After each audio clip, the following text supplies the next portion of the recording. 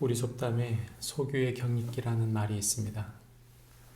무슨 말을 해도 도통 듣지 않는다는 말이죠. 무슨 말을 하는지 모르는 것입니다. 차라리 그렇다면 괜찮은 법이죠.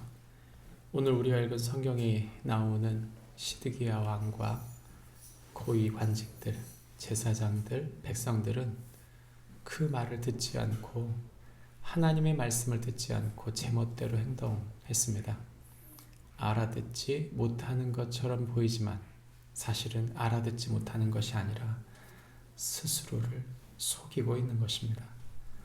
사람들은 일반적으로 인생이 끝나면 더 이상 아무것도 없다 이렇게 생각하는 사람들이 많습니다. 그러나 사실 가만히 생각해 보면 우리에게 주어진 인생이 다 끝나고 나면 아무 일도 없다라고 생각하는 사람은 저는 별로 없을 것이라 생각합니다. 마음 중심에는 인생이 끝나고 나면 무엇인가 벌을 받을 것 같다라는 생각이 드는 것이죠. 서양에는 기독교의 천국과 지옥을 서양 문화는 이미 가지고 있지만 동양 문화는 천국과 지옥 문화가 있습니다. 그것은 동양에 흘러나오는 불교 사상에서도 그리고 여러 유교 사상에서도 그저 인생이 끝나면 끝이라고 생각하지 않는 경우가 많이 있죠.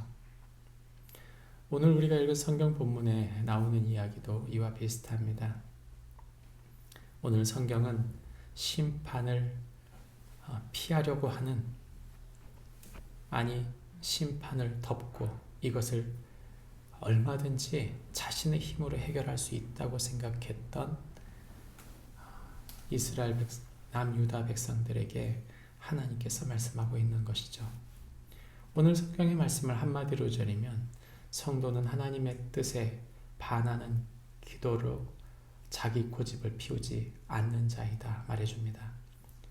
하나님의 뜻을 반하는 기도로 자기 고집을 피우지 마라. 이것이 오늘 성경이 하고 있는 말씀인데 1절부터 2절까지의 말씀은 하나님 말씀하신 바벨론의 통치를 거부하는 유다에 대한 이야기를 하고 있고 3절부터 5절까지는 예레미야에게 기도를 요청하면서도 애굽을 의지하는 유다를 보게 됩니다. 마지막으로는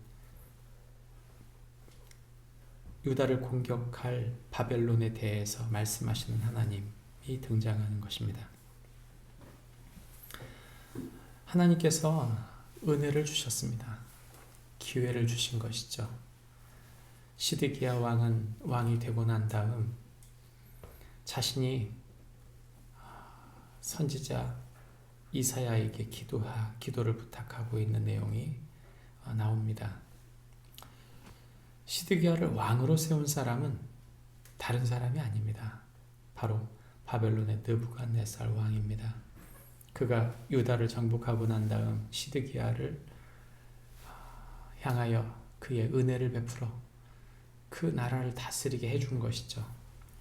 그러나 바벨론이 남유다를 통치하게 될 것에 대해서 말씀하셨던 하나님과 그의 말씀을 등져서 자신이 그의 통치를 따르고 싶지 않았던 것입니다. 그런 시드기야 왕은 예레미야를 불러서 우리를 위해 하나님께 기도하라 라고 말해놓고 뒤로는 하나님의 힘을 의지하지 않고 바로의 군대를 불러서 자신 성 앞에 있는 갈대아인의 군대를 저지시키려고 한 것이죠.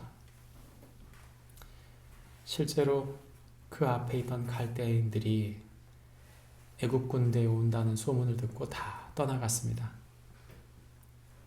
그러나 하나님은 바로 예레미야에게 말씀하시면서 그 애굽 군대는 자기 땅으로 돌아가겠지만 다시금 이 갈대아인들은 자신들이 엄청난 부상자를 낸다 하더라도 너희의 성을 반드시 불사를 것이다. 오늘 성경은 우리에게 그렇게 말하고 있는 것이죠. 이 이야기는 우리에게 무엇을 말해줍니까? 심판은 반드시 온다는 것입니다. 심판은 반드시 옵니다. 오늘 우리가 살아가는 삶에 우리가 죄를 덮고 살 수 없는 것이죠.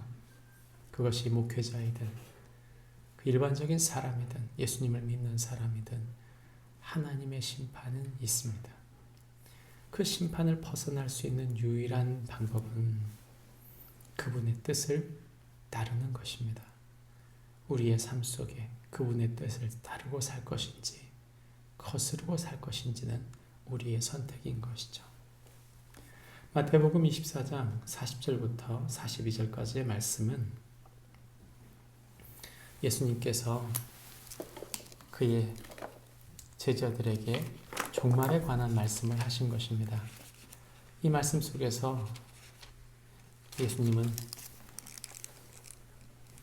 그때 두 사람이 밭이 있음에 한 사람은 데려가고 한 사람은 버려둠을 당할 것이요 두 여자가 맷돌질을 하고 있음에 한 사람은 데려가고 한 사람은 버려둠을 당할 것이니 그러므로 깨어 있으라. 그날에 너희 주가 언제 임할는지 너희가 알지 못함이니라 말합니다. 심판이 있다는 뜻입니다. 그날에는 하나님 나라에 들어가는 이들과 그분의 나라에 들어가지 못하는 이들이 있다. 오늘 우리가 읽은 성경 본문에